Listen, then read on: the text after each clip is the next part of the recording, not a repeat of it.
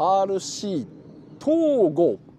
にちは、どうするです。今日は久しぶりにね RD2.0 の特集をしていきたいと思っております。その前にちょっと話があるんですけれども、ちょっと前夢を見まして、柳井くんが白鳥の湖を踊ってました。それだけです。ちなみに撮影してるのは柳井くんなんですけども、 RD2.0 初心者の方が結構ね購入の方をされてると思うんですけれども、ラジコン統合でもね結構何名かの方が RD2.0 を使っているというところで、じゃあ買いました。それでも全然走るんですけれども、それにプラスいろんな部品をね皆さんつけていくと思うんですけれども、ラジコン統合なりにかなり多くの初心者を見てきて、このパーツは効くなっていうものをね紹介していきたいと思いますんで、そちらの方をね実際に首つけていってどういう風になるのかっていうのをねちょっと見ていきたいと思います。かなりお値打ちにチューニングアップできるようなレパートリーにしておりますんで、是非とも楽しみにしてください。よろしくお願いします。じゃあ1つ目のおすすめパーツはこちらになります。はい、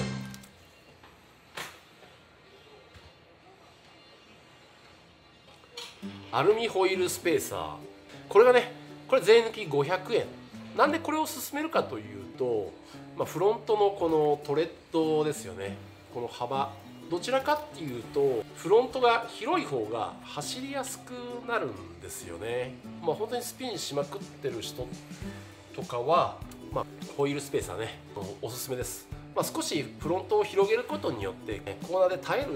力がね増します。それでコーナースピードもね上がるので、これはおすすめだと思います。ちょっとやりすぎちゃうとアンダーステアの傾向になる嫌いもありますんで、その辺はね皆さんバランスをとって使ってみてください。これ次におすすめなのが、はい、今日こちらの方を組んでいきますね。はい、RD2.0 用のアルミ製ベルクランクベース、これをつけることによってベルクランクのポストの位置をですね前に 2mm ほど移動させると。これをつけることによってパラレルのアッカーマンですねがパラレルで揃っている時間が長くなって、コーナーの真ん中ぐらいから立ち上がりにかけてねもっと早く握れるようになる代物になっておりますので、こちらの方つけていきたいと思います。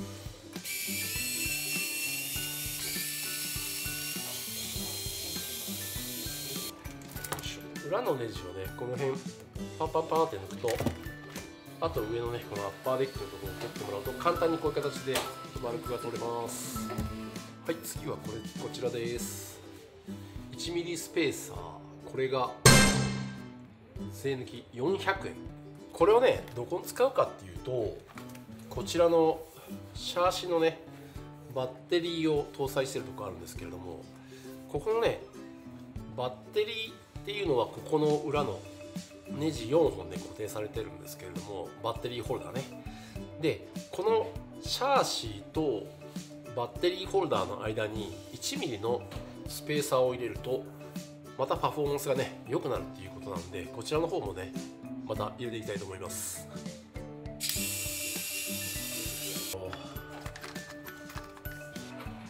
これワッシャーね、間に挟むの大変なんですけれども、セラグリスとかをちょっと塗ってもらって、ではい、こういう形でくっつくというか仮止めみたいな感じですよね。でこちらの方ねつけていきたいと思います。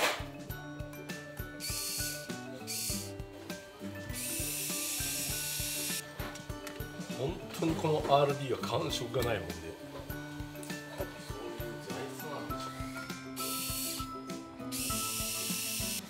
はい、こういう感じでね取り付け完了しました。はい、次これね今 YD2 とかで使ってたサスマウント、アルミのサスマウントあるんですけれども、これをちょっとね RD2.0 に組み込んでいきたいと思います。それをやるためには、まずこのアルミのサスマウントですね、これ2つ用意してます。真鍮と普通のアルミのものと2タイプ僕持ってるんですけども、真鍮の重い方ね前側、アルミの方を後ろ側につけます。 RD2.0 っていうのはちょっとこの辺のサスマウントが特殊なんですけれども、これをねあえてちょっと長いサスピンを使うことによって従来のものが使えるんじゃないかなっていうアイディアのもとで今回これを試してみます。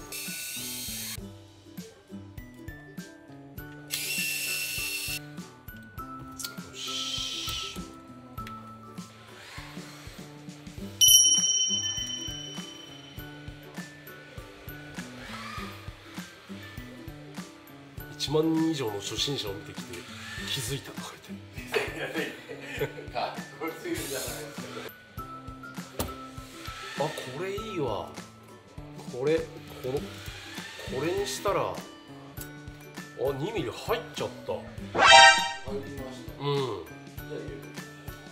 ちょっと心配だったんですけど、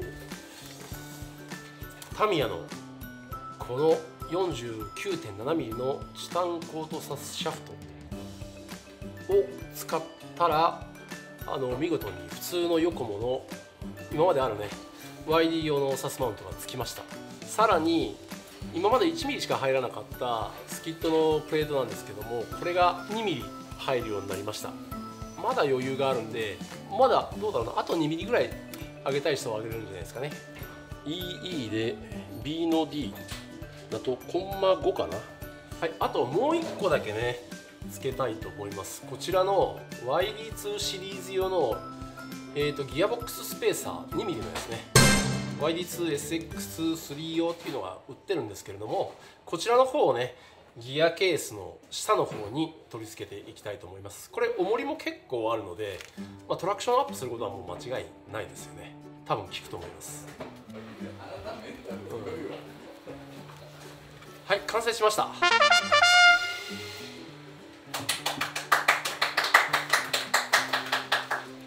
はい、ベルクランプベースをまず入れて、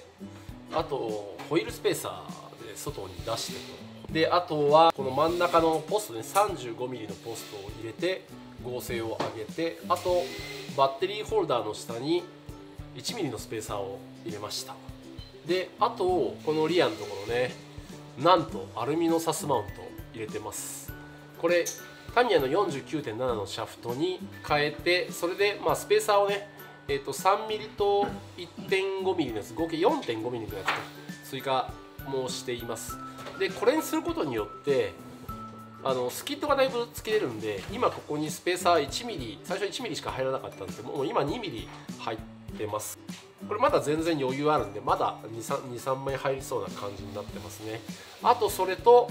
このちょっと見にくいんですけれども、モーターマウントのね下に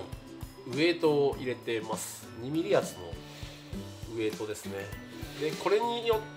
これ結構重りがあるんで、それで重量も、軸上に重量が増すので、これでさらにトラクションがアップという形になってますね。早速走りに行きたいと思います。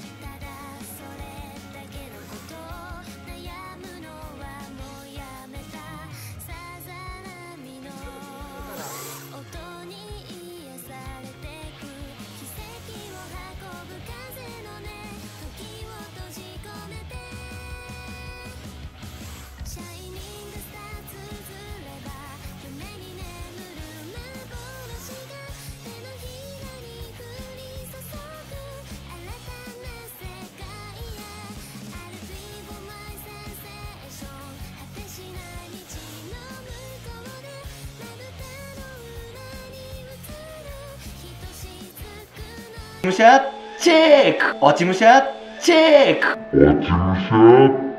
チェック。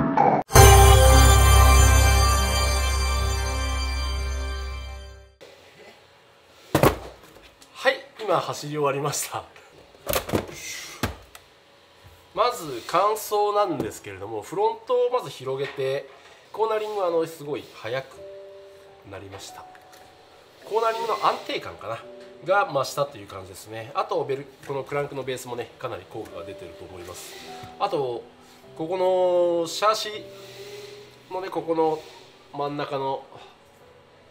棒ですよね、 35mm のバーなんですけども、これはかなり効いてますね。シャーシがカチッとしたんで、ゾーンだとかクリップとかねすごい狙いやすくはなっています。であとそのサスマウントをアルミにしたことと、あとウエイトですよね。ギアケースの下につけるプレートを入れたことによってなんかリアがかなりがっちりしたような感じなのと、重量が増したことによって、加速感っていうのかな、それはかなり良くなった気がします。実際ちょっと乗ってみてかなり速いなっていう感じはしたんでね、いい感じではないのかなというふうに思っております。これはねダンパーがねちょっとまだオイルが50番のままなんですけれども、これを多分300万または400万ぐらいにすると、もっと荷重が抜けずに乗ったまんまねコーナーを踏ん張って曲がっていけるんじゃないのかなというふうに思っております。今日ね今回いろんな安い部品をパーツを使っての、チューニング方法という形の動画になっております。ぜひ皆さん参考にしてみてください。とても安い部品ばかり使っているので、これ全部合わせてもそんな大してお金はかかってません。じゃあ今日はここまでとしますんで、ありがとうございました。